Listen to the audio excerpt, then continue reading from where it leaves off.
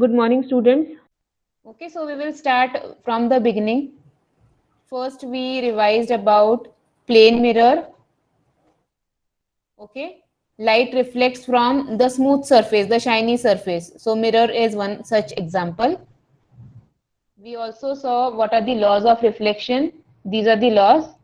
Angle of incidence is equal to angle of reflection, and the incident ray normal to the mirror at the point of incident and the reflected ray, they all lie in the same plane. You can even write incident ray, reflected ray, and the normal, they lie in the same plane. And these laws are applicable to all types of reflecting surface, including spherical surfaces also. So I'll be asking you small questions. You please answer in the chat box. There are two types of spherical mirrors. Which are they? Yes, concave and convex. Very good. I want everybody to answer. Okay. Now, as you can see here, pictures are given. This is concave and this is convex. So what is a peculiarity or how you can differentiate concave mirror and convex mirror? So it is bulged in which direction? This is bulged in which direction? Yes, so here it is inward, it is bulged inside, and here you can see it is bulged outwards. Yes.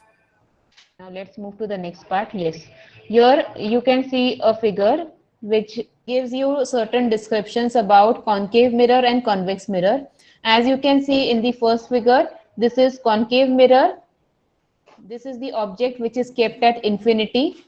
Whenever object is kept at infinity, the incident rays are parallel to that of the mirror, and when incident ray gets reflected, they will converge, they will come together at point F, that is the focus of the mirror.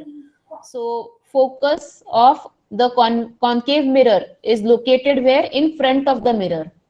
Remember this. You can note it down if you want. Focus of concave mirror is located in front of the mirror. And for convex mirror, as you can see, this is the object at infinity. These rays are going parallel to the principal axis. And as you can see, they don't seem to reflect back again at the same point, but at the other point, we can see that they are converging, means they are coming together. So here, the focus of convex mirror is there at the back side of the mirror. Okay. So these are the 2 points you should keep in mind. Focus of concave mirror lies in the front of the mirror. Focus of the convex mirror lies to the back side of the mirror, back of the mirror. Is this clear to everybody? So focus of concave mirror lies where? Focus of concave mirror lies in front of the mirror. Focus of the convex mirror lies where? Back of the mirror. Yes, everybody has to write back. So I hope this is clear to everybody. Let's move to the next part. Image formed by spherical mirrors. Now this we have discussed it just now, but still we will go through it once. When the object is placed at infinity, position of the image is formed at focus, that is F. Size of the image is highly diminished and point size. Nature of the image is real and inverted. Okay. Now I want you all to volunteer. Just raise your hand. I will be asking one by one to read it. And don't just read it like blankly. Understand and then read. Okay. So who will read? Position of the object at infinity. Position of the image at the focus F. Size of the image is highly diminished and point sized. Nature of the image is real and inverted. Very good. You understood it, right? Yes. Next. When the object is So placed, position of the object beyond C, position of the image between F and C, size of the image diminished, nature of the image real and inverted. Position of the object at C, the position of the image at C, size of the image is of the same size, and nature of the image is real and inverted. hmm. Next. Position of the object between C and F. Position of the image beyond C, size of the image enlarged, Image size. and nature of the image real and inverted. Hmm. Size of the Very image good. Next. enlarged. Position of the object at F, position of the image at infinity, size of the image usually enlarged, nature of the Again done. image real and inverted. Yeah. Okay. Next. Position of the object is between pole and focus. Yes. Position of image behind the mirror. Size of the Hmm. image is enlarged and nature of the image is virtual and erect. Very good. Now, I hope this table is very clear to you. You don't need to learn, it is logical. Okay. So, if you understand this part where the object is kept, then you can predict where the image will form. Okay. You don't need to learn this. Understood, everybody? Now, let's move to the next part. Yes. This is in general. So, I want here, first one. Yes, a ray parallel to the principal axis after reflection will pass through the principal focus in case of a concave mirror, or appear to diverge from the principal focus in case of a convex mirror. Convex This mirror. is So as yeah, no, just that much is okay. So as you can see, a ray parallel to the principal axis. This ray is parallel to principal axis. This is concave mirror. This is convex mirror. So where it is going from, where it is going from focus, it will pass through the principal focus, or you can just say it as a focus, that is F. In case of concave mirror, and in case of convex mirror, it is appearing to diverge. Okay, so this is about when the ray, incident ray, is parallel to the principal axis. Next, Sanchita. Yes, ma'am.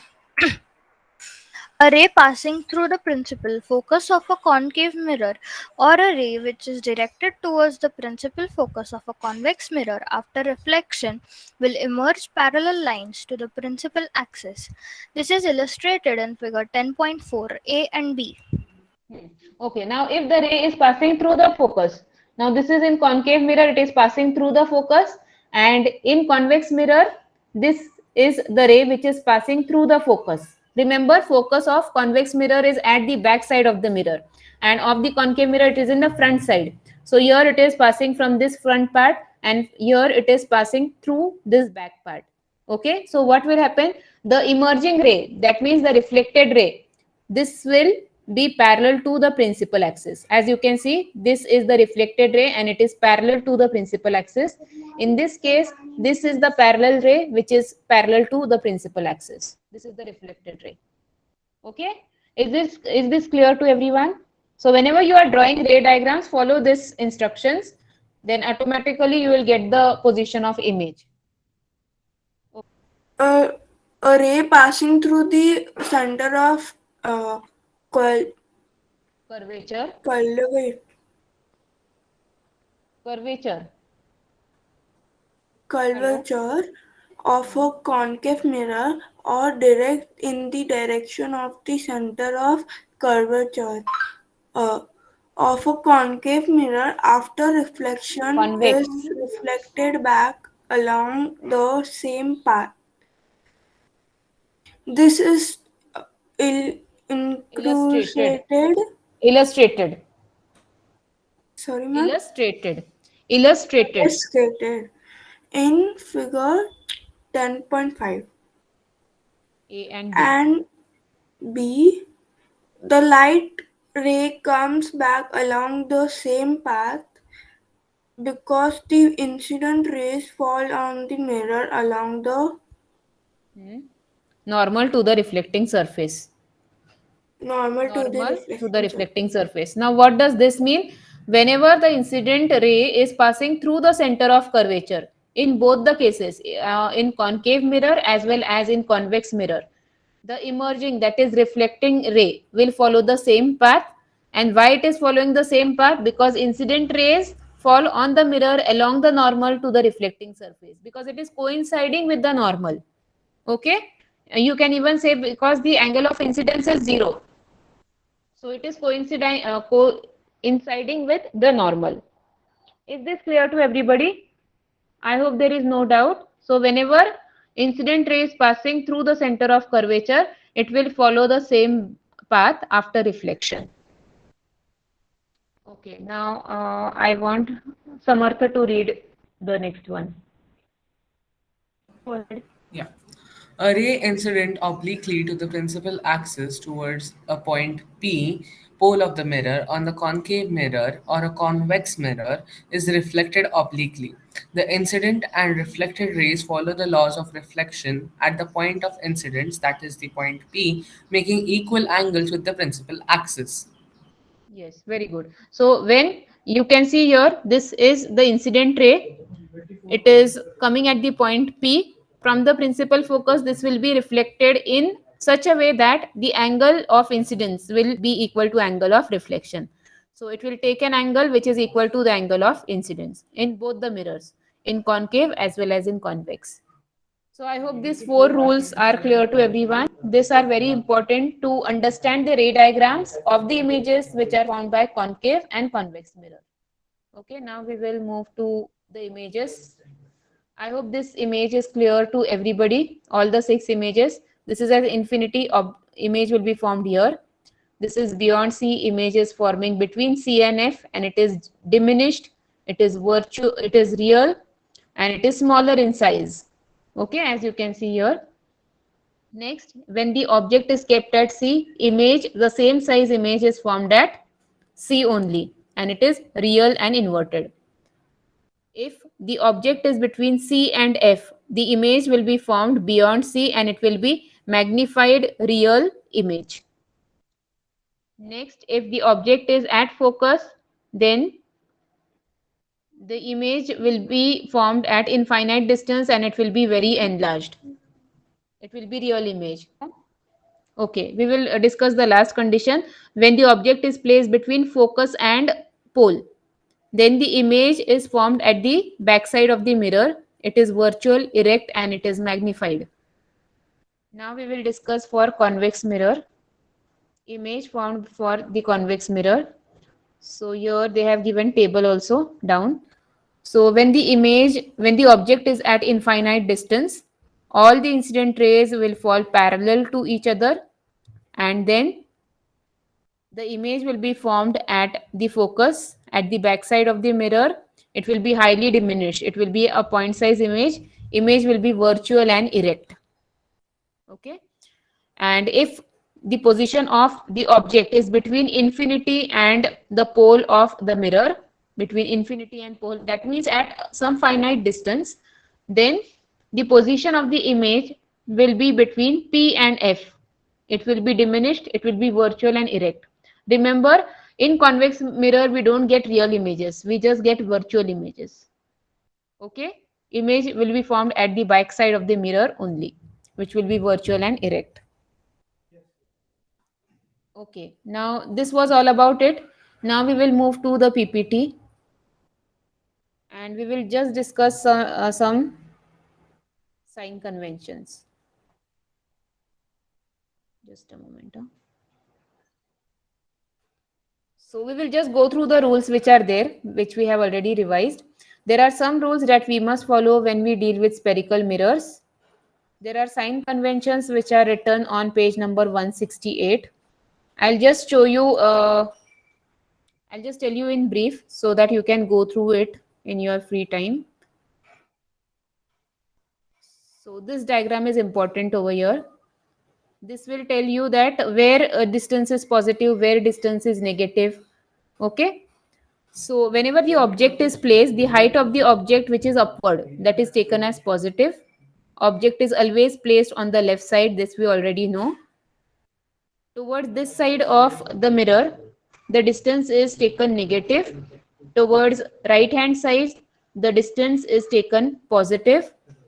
Above distance is positive, below distance is negative. Okay, so this is the new Cartesian sign conventions used for spherical mirrors. Even in maths, when you draw graph, okay, there are different quadrants. Same laws are followed over here. So this is positive, this is negative, this is positive, this is negative. Okay. Okay, so any doubt till now? If you like our videos, do share them and subscribe to our channel. If you want awesome quizzes, write to us. Keep watching and keep learning with Walnut.